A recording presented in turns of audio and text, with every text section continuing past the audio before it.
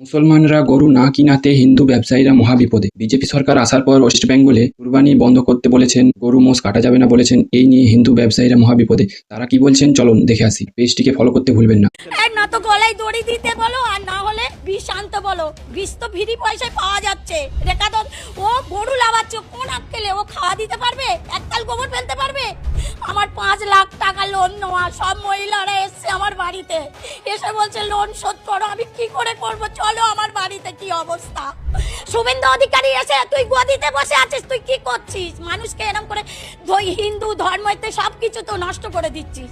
আমাদের ঈদটা করতে দিক, আমরা গরুগুলো বিক্রি করি, কিছুটা দিন অন্তত মুক্ত হই। মুসলিম বা তারাও হিন্দু, তারা তো মিশছে একসাথে।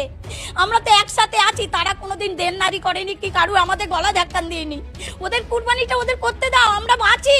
আমার মতন মহিলা, আমি মহিলা সমিতি থেকে 5 লাখ টাকা নিয়েছি, চলো আমার ব্যাংকে সব আমি জমা দিই, সুদ আসল। কি অবস্থা হয়েছে। আমার স্বামী ভ্যান কাটে, ভ্যান চালায়, আমরা এইভাবে বাঁচি। তাহলে আমাদের বাচ্চা কাচ্চা সব আছে, তাহলে আমরা কি করে খাবো? আমাদের আর ঘুম নেই, রাত্রে ঘুম নেই, চিন্তায় মাথা খারাপ হয়ে যাচ্ছে। আমরা কি করব? কিছুই করার উপায় নেই, কিছুই খুঁজে পাচ্ছি না। আমাদের ঈদটা করতে দিক, আমরা গরুগুলো বিক্রি করি, কিছুটা দিন অন্তত মুক্ত হই। বিধায়িকা হচ্ছে কি আপনার রেখা পাত্র বিভিন্ন জায়গায় রাস্তায় গরু আটকে দিচ্ছে, ওরাও তো ভয় পাচ্ছে। উনি মহিলা হয়ে একটা মহিলাদের কিভাবে কষ্ট দেয়, কিভাবে এরকম ইয়ে করে। উনি তো ঘোষ, গোবরটা ফেলতে বলুন, তারপরে বুঝতে পারবে কতটা কষ্ট। আমার মতন মহিলা, আমি মহিলা সমিতি থেকে 5 লাখ টাকা নিয়েছি, চলো আমার ব্যাংকে সব আমি জমা দিই, সুদ আসল। কি অবস্থা হয়েছে। আমার স্বামী ভ্যান কাটে, ভ্যান চালায়, আমরা এইভাবে বাঁচি। তাহলে আমাদের বাচ্চা কাচ্চা সব আছে, তাহলে আমরা কি করে খাবো, কি করে করব? বিজেপি সরকার এসছে, আমরা মানলাম ভালো হয়েছে, কিন্তু এ কি সর্বনাশ হচ্ছে। না তো গলায় দড়ি দিতে বলো, আর না হলে বিষ আনতে বলো। বিষ তো ফ্রি পয়সায় পাওয়া যাচ্ছে। রেখা তো ও গরু লাগাচ্ছে, কোন আক্কেলে ও খাওয়া দিতে পারবে? এককাল গোবর ফেলতে পারবে? ও 1 লাখ টাকা করে পাবে, আমরা কি পাবো? আমরা কি স্বামীকে খাওয়াবো? আমরা কি স্বামীকে খাওয়াবো? আমরা বাচ্চা কাচ্চাকে কি খাওয়াবো? ও তো বাচ্চাকে হোস্টেলে দিয়ে মানুষ করাবে, আর আমরা কি দিয়ে মানুষ করাবো? আমরা খেটে খাই, গোবর ফেলে খাই, এই তো খাটাল ধুয়ে এসছি। আমরা ছেঁড়া জামা পরে ঘুরে বেড়াই, আমরা ভদ্রভাবে নয়, আমরা লেখাপড়া জানি না। ও কি ও তাদের সরকারকে বলো আমাদের এবারটা মুকুব করে দিতে বলো। আমার 5 লাখ টাকা লোন নেওয়া, সব মহিলারা এসছে আমার বাড়িতে, এসে বলছে লোন শোধ করো। আমি কি করে করব? চলো আমার বাড়িতে কি অবস্থা। আমি কি করব আমি ভেবে পাচ্ছি না। আমার স্বামী রাগে চলে ভ্যান নিয়ে বার হয়েছে বলে আমি কাটালে ঢুকবো না। কি করব? আমার গরুগুলো খাওয়া দিতে পারি না, একটা তরফা বিচুলি আয়লা দেয় না। 3 লাখ টাকা আমি ভুসির দোকানে, চলো আমি তোমাকে দেখাচ্ছি, খাতাপত্র সব বার করে রেখে দিয়েছি। আর রেখা দিদিকে বলো তুমি জিতেছো, ভালো হয়েছে, তুমি মানুষকে উপকার করো। মুসলিম বা তারাও হিন্দু, তারা তো মিশছে একসাথে।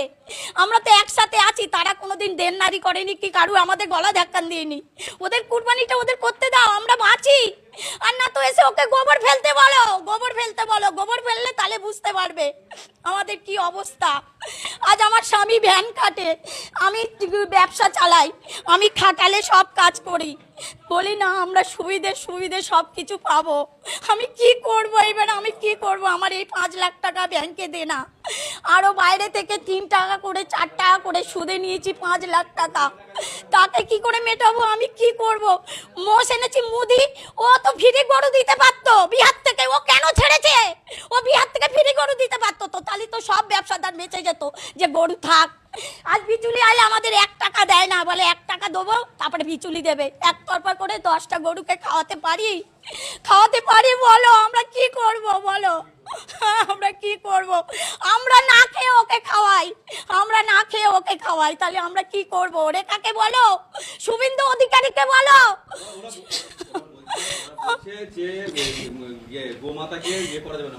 গোমাতাকে পারা যাবে না, তাহলে বিহারে তো ফ্রি গরু দিতে পারতো। মুদি ফ্রি গরু দিতে পারতো তো, তাহলে তো আমরা সবাই সম্মেলন করে আমরা তো গরু চালাতাম, আমরা খাওয়া দিতাম না। আমাদের পেটে, আমার মেয়ে একটা এত বড় 5-এ পড়ছে, তাকে 4-5টা মাস্টার, তাকে কি খরচা দেবো? আমার বৌমা কলেজে পড়াচ্ছি, তার লেখাপড়ার টাকা কোথায় কোথায় থেকে দেবো? মুদিকে বলো। এই ব্যবসা করে লাস্টে ফের ভ্যান কিনেছে, ভ্যান কিনে আমাদের চালাচ্ছে। লোনের কাগজ, চলো আমি টাকা জমা দিয়েছি, এতটা কাগজ আমাদের লোনের টাকা সব রিসিভ দিয়েছি, চলো। আমার ঘরটা বাড়ি গেলে তো বুঝতে পারবে খাটাল কি অবস্থা।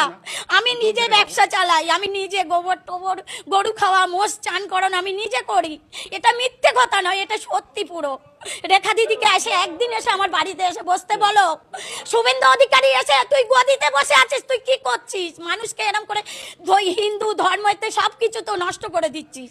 মারপিট হবে, শেষ হয়ে যাবে। আমার মতো লোক তো পুরো শেষ হয়ে যাবে। বড় লোককে পুরো পেটে লাথি মারছে, ও পুরো গদিতে বসে আছে আর গরিবদের পেটে লাথি মারছে।